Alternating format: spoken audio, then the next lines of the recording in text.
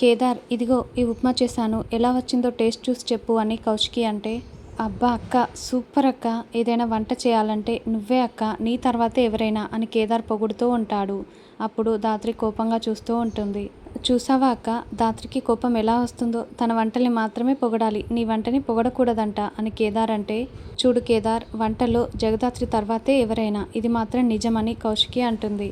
వదిన ఎప్పుడు నా వైపే మాట్లాడుతుంది, అది మా వదిన అంటే అని ధాత్రి నవ్వుతూ ఉంటుంది. అబ్బా అమ్మ కౌశికి ఏంటి గుమగుమలాడిపోతున్నాయే అంటూ కమలాకర్, కాచిబూచి ఇక అందరూ అక్కడికి వచ్చి కబుర్లు చెప్పుకుంటూ మాట్లాడుకుంటూ ఉంటారు. ఇదంతా చూస్తూ నిషి, యువరాజ్, వైజయంతి మండిపడుతూ ఉంటారు. లే అబ్బుడా, నువ్వు ఆవేశపడకు, ఇప్పుడు మీ నాయన కూడా దృష్టి అంతా వాళ్ళ మీదనే ఉంది. ఏ మాత్రం గొడవ జరిగినా కూడా వాళ్ళ వైపే వెళ్ళిపోతాడు, అప్పుడు మనం ఒంటరైపోతాము. ఏదో ఒకటి చేసి కమలాకర్ని మన వైపుకు తిప్పుకోవాలని వైజయంతి అంటుంది. ఒకవేళ బాబాయ్ అనౌన్స్ చేసేస్తే అని యువరాజ్ అంటే, అలా చేయకుండా ఉండటం కోసమే కదా ఇప్పుడు నిన్ను వెళ్ళి కమలాకర్కి సారీ చెప్పమని చెప్తున్నాను. అలా ఏం జరగదులే అబ్బుడా, నేను చూసుకుంటానని వైజయంతి అంటుంది. అప్పుడే ఆదిలక్ష్మి వాళ్ళ ముగ్గురు దగ్గరికి వెళ్ళి, ఏంటి మీ ముగ్గురిని కుటుంబంలో నుండి వెలివేశారా? అంతేలే, ఇప్పుడు మీ పరిస్థితి నా పరిస్థితి ఒకేలా మారిపోయింది. నేనున్నా పట్టించుకోరు, నేను ఇక్కడ నుండి వెళ్ళినా కూడా ఎవరూ పట్టించుకోరు, మీ గతి కూడా అలాగే తయారైంది. రండి తిందామని ఆదిలక్ష్మి వెటకారంగా మాట్లాడుతూ ఉంటుంది. చూడు, ఆ అమ్మాయి కావాలనే మనల్ని ఇలా రెచ్చగొడుతుంది, నువ్వు అవన్నీ మనసులో పెట్టుకోకబ్బోడా, ఇప్పుడు మనం అసలు ఆవేశంగా ఉండకూడదు అని వైజయంతి అంటే, అవును యువరాజ్, అసలు ఆ కేదార్ గాడి గురించి నువ్వు అస్సలు పట్టించుకోకు, కొద్ది రోజులు కోపం వచ్చినా కూడా ఓర్చుకోమని నిషి చెప్తుంది. ఏంటి ఆరోగ్యం బాగోలేని దాన్ని కాస్త టిఫిన్ సమయానికి పెడతారా లేదా అంటూ ఆదిలక్ష్మి అరుస్తూ ఉంటుంది. రండి అందరం తిందామని కౌశికి చెప్తుంది. ఏంటి ఇంట్లో వాళ్ళకే చేశారా లేదంటే ఊరంతా చేశారా, ఇంత చేశారేంటని ఆదిలక్ష్మి అడుగుతుంది. అందరం కలిసి తింటున్నాం కదా అత్తయ్య, అందుకే జగదాత్రి ఎవరికి ఏది ఇష్టమో అన్ని రకాలు చేసిందని కౌశికి అంటే, క్రెడిట్ అంతా నాకే ఇవ్వకండి వదిన, నువ్వు కేదార్ కూడా హెల్ప్ చేశారు కదా అని ధాత్రి అంటుంది. అప్పుడే యువరాజ్ వచ్చి కమలాకర్ పక్కన కూర్చుంటే కమలాకర్ లేచి వేరే సీట్లో కూర్చుంటాడు. అయితే మళ్ళీ యువరాజ్ కూడా వెళ్ళి కమలాకర్ పక్కనే కూర్చుంటాడు. చూడమ్మా కౌశికి, నాకు ఆకలిగా లేదు, నేను తర్వాత తింటానంటూ కమలాకర్ వెళ్ళిపోతూ ఉంటే, ఏమయ్యా మరిది, ఏంది అబ్బోడు నీ పక్కనొచ్చి కూర్చుంటుంటే అలా లేచి వెళ్ళిపోతున్నావు, క్షమించవచ్చు కదా, వాడు నీతో మాట్లాడాలని చూస్తున్నాడని వైజయంతి అంటుంది. అవును బాబాయ్, నన్ను క్షమించు అని యువరాజ్ చెప్తుంటే, అవును ఏదో తెలియక చేశాడబ్బోడు, వాని గురించి నీకు తెలిసిందే కదా అని వైజయంతి అంటుంది. నేను అలాగే అనుకున్నాను, కానీ నిన్ననే నాకు అర్థమైంది, ఇంట్లో వాళ్ళ ఆనందం కంటే తన పంతాలు పట్టింపులే యువరాజ్కి ఎక్కువ అని అర్థమైంది అని కమలాకర్ అంటాడు. అది కాదు కమలాకర్, నాకంటే ఎక్కువగా యువరాజ్ నీతోనే పెరిగాడు కదా, అర్థం చేసుకో అని సుధాకర్ అంటాడు. అవును మామయ్య, క్షమించేయండి అని ధాత్రి. అవును బాబాయ్, యువరాజ్ గురించి నీకు తెలిసిందే కదా, అవన్నీ పట్టించుకోకండి, మన అందరం సంతోషంగా ఉండటమే నాకు కావాలి అని కేదార్ అంటాడు. అప్పుడు యువరాజ్ చాలా కోపంగా, రేయ్ నోరు ముస్తావా, నీ జాలి మాటలు ఏమీ నాకు అవసరం లేదు, నోర్ముయ్యి అని అరుస్తూ ఉంటాడు. అవును అసలు ఈ గొడవలన్నీ మీ వల్లే కదా అని నిషి అంటే, అవును మాకు గొడవలు పెట్టేసి మీరు ఇప్పుడు సంతోషంగా ఉండాలనుకుంటున్నారు, ఇదే కదా మీరు అనుకున్నది అని వైజయంతి అంటుంది. అసలు మీ అందరితో కలిసి ఉండాలనే వచ్చాం, మనం ఇలా గొడవలు పడుతూ ఉంటే మాకెలా సంతోషంగా ఉంటుందని ధాత్రి అంటుంది. ఇక కేదార్, నేను మీ అందరితో కలిసి ఉండటానికే వచ్చాను పిన్ని, వీళ్ళతో పాటు మీరు యువరాజ్ కూడా నాకు కావాలి. బాబాయ్ ప్లీజ్ అర్థం చేసుకోండి, యువరాజ్ని క్షమించేసేయండి, ఈ ఒక్కసారికి యువరాజ్ గురించి మీకు తెలిసిందే కదా అని కేదార్ కమలాకర్ చేతులు పట్టుకొని బ్రతిమలాడుతూ ఉంటాడు. ఇక యువరాజ్ కూడా కమలాకర్ దగ్గరికి వచ్చి, బాబాయ్ నన్ను క్షమించండి, నా కోపం గురించి మీకు తెలిసిందే కదా, మీరు మాకెక్కడ దూరం అయిపోతారేమోనన్న కోపంతో అలా ప్రవర్తించేనే కానీ మిమ్మల్ని ఏదో చేయాలని కాదు, మీరు దూరం అయిపోతే నేను ఉండలేను బాబాయ్, ఉండలేను, నన్ను క్షమించండి, సారీ అంటూ దండం పెడుతూ వేడుకుంటూ ఉంటాడు. దాంతో కమలాకర్ ఒక్కసారిగా యువరాజ్ని హక్ చేసుకొని, చూడు నీతో కూర్చొని మాట్లాడటమే నాకు తెలుసు, కానీ నీతో గొడవ పడటం, ఇలా దూరం పెట్టడం నాకు అస్సలు ఇష్టం ఉండదు. చూడండి మీరిద్దరు అన్న తమ్ముళ్ళు, ఒక్కడే వారసుడు అన్న ఆలోచన నువ్వు ఇక పక్కన పెట్టేసే, మీ ఇద్దరు ఇంటికి వారసులే, మీరిద్దరూ కలిసి బయట నుండి ఎవరు వచ్చినా కూడా వాళ్ళ పని చెప్తూ ఉండాలి, ఈ ఇల్లు సంతోషంగా ఉండాలి, నేను చెప్పింది అర్థం చేసుకో, పంతాలు పట్టింపుల జోలికి వెళ్ళకని కమలాకర్ చెప్తాడు. అలాగే బాబాయ్ అని యువరాజ్ అంటాడు.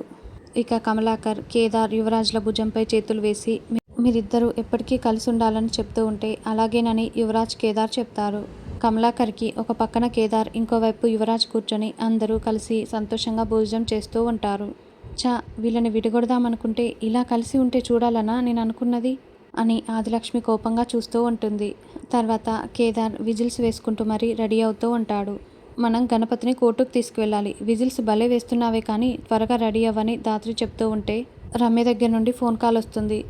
మేడం, మేము ఆ సీటు దగ్గరికి వెళ్ళాం. గణపతి వాళ్ళమ్మ నగలు తాకట్టు పెట్టినట్లు నగల్ని కూడా చూపిస్తున్నారు అని రమ్య చెప్పటంతో, అవునా, సరేలే నేను చూసుకుంటానని ఫోన్ పెట్టేసి, మనం ఏదో ఒకటి చూపించి జడ్జి దగ్గర కాస్త సమయం ఇవ్వమని అడగాలి అని దాత్రి అంటుంది. మీనన్ ఫోన్లో మాట్లాడుతూ ఉంటే మినిస్టర్ ఆదిత్య ఇద్దరూ అక్కడికి వస్తారు. ఏంటి మినిస్టర్, కొడుకుని వెంట పెట్టుకొని ఇలా వచ్చావు అని మీనన్ అంటే, నువ్వేంటి ఇలా తాపిగా ఉన్నావు? ఆ జేడీ గణపతి ఇంటి వరకు వెళ్ళింది. సేటు దగ్గరికి ఎంక్వైరీకి కూడా వెళ్ళిందంట. ఇంకేముంది, నా కొడుకుకి శిక్ష పడుతుంది. నువ్వేమో అది చేస్తా ఇది చేస్తా అని మాటలు తప్పిస్తే ఏమీ చేయట్లేదని మినిస్టర్ నిలదీస్తూ ఉంటాడు. ఏంటి మినిస్టర్, ఇంతేనా? ఇంకా నీ బాధలు ఏమైనా ఉన్నాయా అని మీనన్ అంటే, ఏంటి మీనన్, నేను ఇంత టెన్షన్ పడుతుంటే నువ్వంత తాపిగా మాట్లాడుతున్నావు అని మినిస్టర్ అంటాడు. అసలు ఆ జేడీ గణపతిని కోర్టుకు తీసుకువెళ్తేనే కదా నేను మొత్తం చూసుకుంటాను. వివేక్ మిశ్రాని అపాయింట్ చేశాను. సాధునాయక్ సీటుకి పై సీట్లో కూర్చోపెట్టాను. అక్కడ ఎవరి ప్రాణాలు తీయమన్నా కూడా ముందు వెనక ఆలోచించకుండా వివేక్ మిశ్రా మన పనులన్నీ చేసి పెడతాడు. గణపతిని కోర్టుకు తీసుకువెళ్ళటం కాదు కదా, ఇంచు కూడా అక్కడ కేసు ముందుకు జరగదు. ఇప్పుడు జేడీ నాతో ఎలా తలపడతావో నేను చూస్తాను. వార్ ఈజ్ స్టార్ట్ అని మీనన్ చెప్తుంటే, అయితే ఇప్పుడు నాకు చాలా సంతోషంగా ఉంది. నువ్వు పక్కా ప్లానింగ్తో ఉన్నావని నాకు ఇప్పుడే కదా అర్థమైంది. ఇక నా కొడుకు సేఫ్ అని మినిస్టర్ చెప్తాడు. తర్వాత జేడీకేడీలో ఆఫీస్కి రాగానే గణపతి సెల్లో ఉండడు, కోర్టుకి తీసుకెళ్లాడని చెప్పటంతో, అసలు ఎవరు ఇదంతా చేస్తుందని చెప్తుండగానే అక్కడికి సాధునాయక్ ఎంట్రీ ఇస్తాడు. ఏంటి సార్, ఏం జరిగిందని జేడీకేడీ అడగటంతో వివేక్ మిశ్రా గురించి సాధునాయక్ చెప్తూ ఉంటాడు. ఏంటి, వివేక్ మిశ్రా మన పై ఆఫీసర్గా వచ్చారా? ఎప్పుడు జరిగింది ఇదంతా అని జేడీ చాలా షాకింగ్గా అడుగుతూ ఉంటుంది. మార్నింగ్ నాకు ఫోన్ కాల్ వచ్చింది. వివేక్ మిశ్రా ఆల్రెడీ ఆఫీస్లో నా కోసం వెయిట్ చేస్తున్నారని చెప్పగానే నేను పరుగులు పెడుతూ వచ్చాను అని చెప్తుంటే, ఇక ఆ సంఘటన మనకి చూపిస్తూ ఉంటారు. నేను ఇక్కడికి వచ్చే ముందే నీ గురించి జేడీ గురించి మొత్తం తెలుసుకునే వచ్చాను. ఆ జేడీని తన డ్యూటీ మాత్రమే చేయమని చెప్పు. ఏంటి ఎక్స్ట్రాలు చేస్తుందంట అని అతను జేడీ గురించి అలా మాట్లాడుతూ ఉంటే, జేడీ తప్పు చేసిన వాళ్ళని వదిలిపెట్టదు. ఎవరు చెప్పినా కూడా తప్పు చేసిన వాళ్ళని ఏదో ఒకటి చేసే తీరుతుంది, శిక్ష పడేలా చేస్తుంది. అది జేడీ అంటే అని సాధునాయక్ చాలా గొప్పగా చెప్తూ ఉంటాడు. అయితే గణపతి గారిని తీసుకురండి అని వివేక్ పిలవటంతో గణపతిని అక్కడికి తీసుకొస్తారు. మరి వీడు తప్పు చేశాడు కదా, వీడి ప్రాణాలు మీ జేడీ ఇంకా ఎందుకు తీయలేదు? నేను తీస్తానంటూ రివాల్వర్ని గురిపెట్టి షూట్ చేయబోతుంటే, ఆగండి సార్ అంటూ సాధునాయక్ అడ్డుపడతాడు. సార్, ఇతన్ని షూట్ చేయడానికి మీకు హక్కు లేదు. ఇతన్ని కోర్టులో ప్రవేశపెట్టాలి అని సాధునాయక్ అంటే, అయితే నేనే కోర్టులో ప్రవేశపెడతానని గణపతిని తీసుకెళ్తూ ఉంటాడు. కేసు డైరీలో మీరు నోట్ చేసి వెళ్ళండి. తీసుకువెళ్లే దగ్గర నుంచి క్షేమంగా తీసుకొచ్చే వరకు మీదే బాధ్యత. లేకపోతే ఏం జరుగుతుందో మీకు తెలుసు కదా అని సాధునాయక్ వివేక్ మిశ్రాకి వార్నింగ్ ఇస్తాడు. నేను చూసుకుంటానంటూ వివేక్ మిశ్రా గణపతిని తీసుకువెళ్తాడు. ఇది జరిగిందని సాధునాయక్ చెప్తాడు. అంటే వివేక్ మిశ్రాని ఖచ్చితంగా మీననే ఇక్కడికి పంపించుంటాడు. ఆ వివేక్ మిశ్రా పెద్ద క్రిమినల్, ఎవరితోనైనా ఏదైనా ఇష్టం వచ్చినట్టు మాట్లాడుతూ ప్రవర్తిస్తూ ఉంటాడు అని దాత్రి చెప్తుంది.